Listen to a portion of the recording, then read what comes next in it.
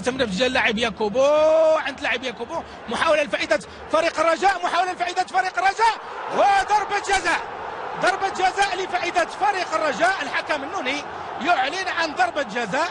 نبغيو المخرج انه يعطينا بالعرض البطيء العملية واش كاين ضربة جزاء. كانت محاولة للاعب القديوي تدخل الحارس، واش كانت فيها خطأ؟ نشوفوا من خلال العرض البطيء العملية اللي اعلن من خلال الحكم السيد النوني عن ضربة جزاء.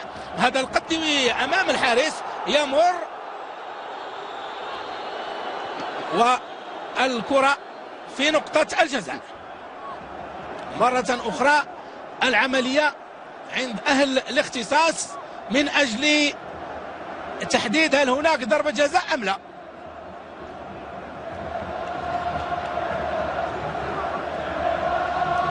ضربة جزاء لفائدة فريق الرجاء. الحكم النوني اللي كان قريب من العملية يعلن عن ضربة جزاء واحتجاج قوي من عناصر المغرب الفاسي. طريقة بس قد القديوي كرويا أتكلم، طريقة بس قد القديوي توحي بأنه كاين ضربة جزاء، ولكن القديوي بحث على ضربة جزاء أكثر ما بحث على تسجيل الهدف، وبالتالي رمى رجله عند الحارس وكانت سقطة بهلوانية ربما احنا بلا إعادة كتبان بأنه ضربة جزاء، ولكن القديوي للأمانة فهو اللي بحث على ضربة جزاء أكثر من تسجيل الهدف.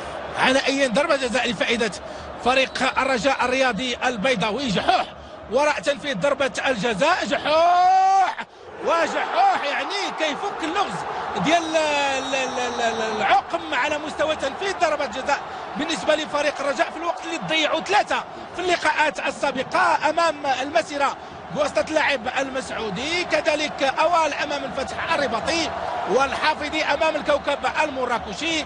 جحوح يفك لغز يعني عدم تسجيل ضربات الجزاء ويسجل الهدف الأول لفائدة فريق الرجاء، والاحتجاجات متواصلة من طرف فريق المغرب الفاسي على حكم المباراة اللي اعلن عن ضربة جزاء. على أيين هذه نقطة أخرى يمكن أن اللجنة المركزية للتحكيم وأهل الاختصاص أنهم يزكيوا أو ينفيوا وجود ضربة جزاء. من الموقع ديالنا احنا صعيب أننا نحددوا واش ضربة جزاء ولا ماشي ضربة جزاء. على أي جوج ديال الحالات فرزتهم الدقائق اللي مرت حتى الآن هدف مرفوض لفريق المغرب الفاسي وضربة جزاء لفائدة فريق الرجاء. هذه جوج ديال